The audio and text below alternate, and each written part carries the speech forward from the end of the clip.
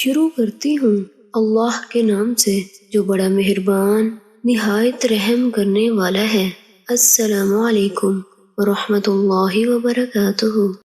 حضرت سالم بن عبداللہ بن عمر اپنے باپ سے اور وہ ان کے دادا سے روایت کرتے ہیں کہ رسول اللہ صلی اللہ علیہ وآلہ وسلم نے فرمایا، جو شخص بازار جاتے ہوئے یہ دعا پڑھے، لا الہ الا اللہ وحدہ لا شریک لہ لہ الملک ولہ الحمد یحیی ویمیت وہو حی لا یموت بیدہ الخیر وہو علی کل شیء قدیر، تو اللہ اس کے لیے 10 لاکھ نیکیاں لکھ دے گا اور 10 لاکھ اس کے گناہ مٹا دے گا اور جنت میں اس کے لیے ایک گھر بنائے گا۔